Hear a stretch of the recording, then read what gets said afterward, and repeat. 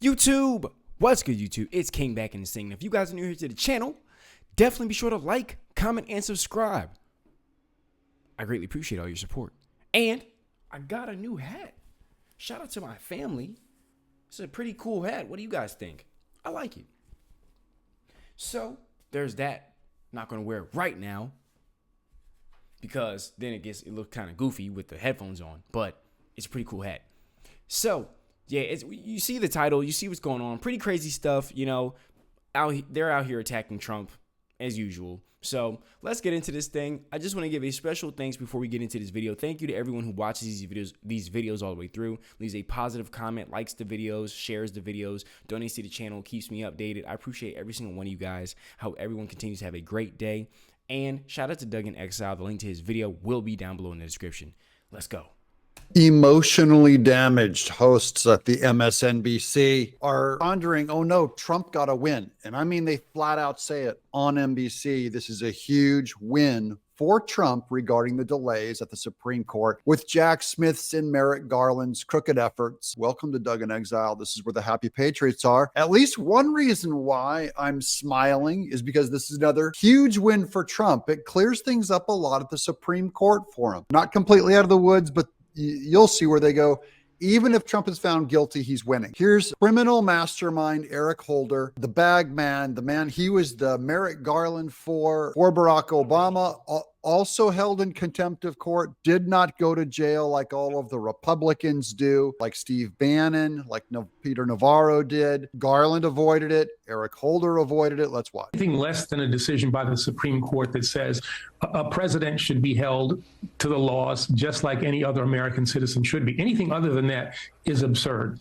As we continue to await the Supreme Court's decision on Donald Trump's presidential immunity claim, the court heard oral arguments on April 25th, and a decision is expected before the end of the month. So this is about Trump's immunity. Remember, if Trump as a president is found to be immune, then he is done. Like, they can't touch him. Now, they're not going to offer blanket absolute immunity, which would cover him being able to say, shoot an opponent, right, before an election. They're not going to say that's okay. They're going to say limited immunity. Among the limited immunity things does he have? Does he have the limited immunity to be able to question an election, which they claimed, the J6ers claim, was an insurrection and, of course, was not. And these delays are conscious, are they not?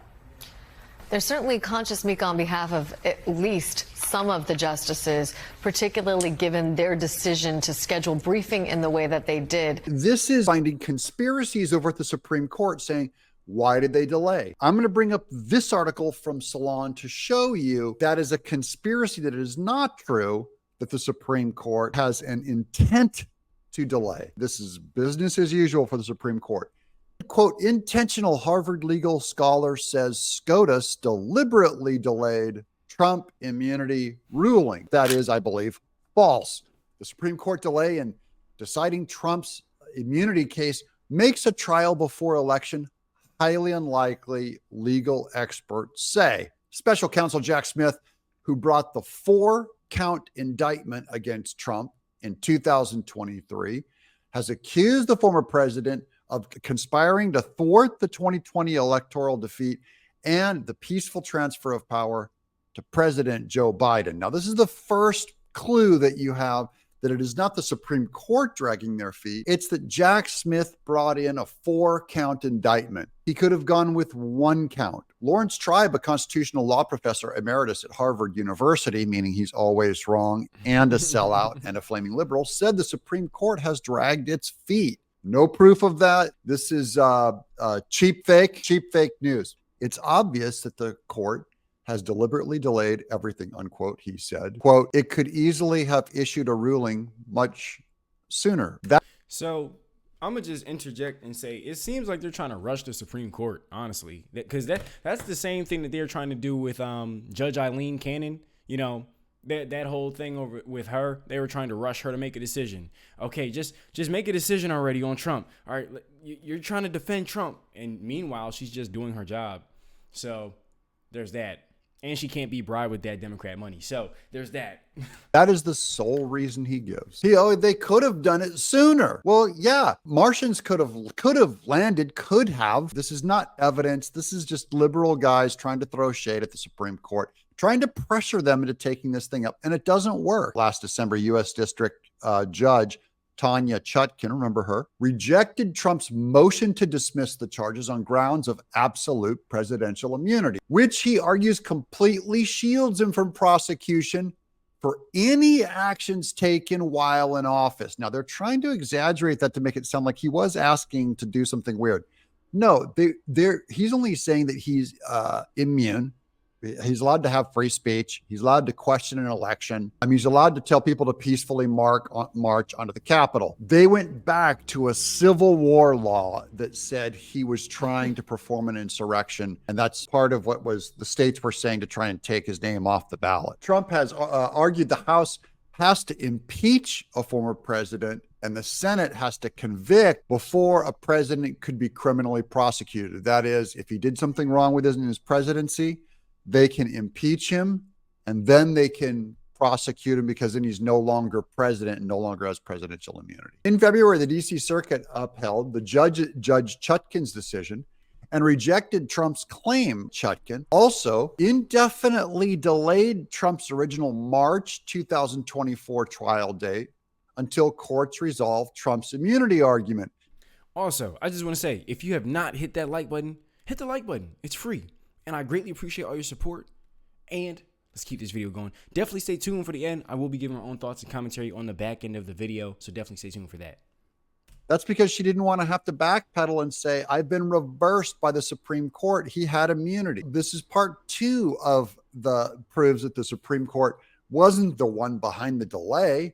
Tanya Chutkin is the one who permanently delayed her court case waiting for immunity. Trump then asked the Supreme Court to weigh in on other justices' thoughtful consideration. In late January, the Supreme Court decided to take up Trump's immunity appeal. It could have taken the case in December when the special counsel asked it to be heard directly, or they could have declined to take the case after the Court of Appeals quite comprehensively rejected Trump's appeal.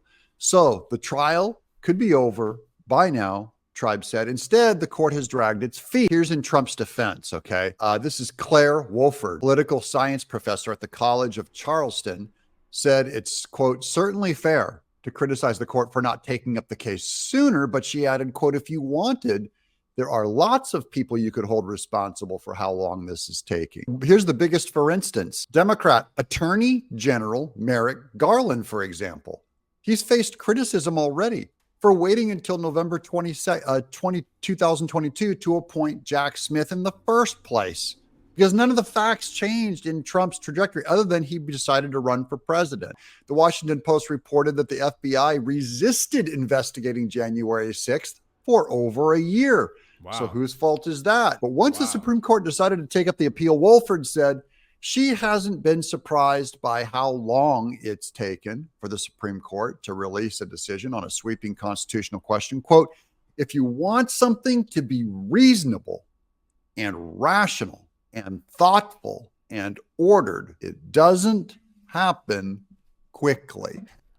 I'm just going to add too, I was thinking the same thing. Like, this is a huge decision that they have to make. Okay, like the whole state of the entire US of A is on the line. And they just want the Supreme Court to just make a decision already. And then let's just sabotage Trump. And then boom, the country just, further sinks like the Titanic into turmoil. That's what it seems like they want, And a big decision like this, I was going to say the same thing. It takes time. You can't just, I'm going to just wake up out of bed and, oh yeah, we already know what we're going to do to Trump. Like, what do they think? And that's where the Democrats do not care. They just want it to be rushed. And that's the difference in what animates the Supreme Court. The Supreme Court is to be thorough, because if you're going to decide for all of America, what kind of immunity does a president have? Will it include a hypothetical insurrection? Will it include free speech of being able to question elections? That takes time. And that's not why the Democrats wanted this. They did not want to know what the Supreme Court thought. They just wanted to get Trump before the election. That's all they want. They're the one whose character we can impugn and make fun of for wanting to rush this thing because they only want to affect an election. Let's go back to this video real quick from MSNBC. Yeah, it takes time and they're running out of time. So, like, we're getting closer to fall. You know, they see it, panicking. The whole thing with Engeron dropped, and you know Fani Willis is being, you know, she's tied up in court right now. This whole thing with Jack Smith is not going exactly as they thought it would, you know. So they're kind of like they appear to be very frantic and all over the place and just discombobulated. So, but that's what you get, you know. It's just what happens, you know. I could go in and say, I could say God doesn't like ugly. I could say, you know, karma. I could say a bunch of things, but it's just what it is, man. It's crazy.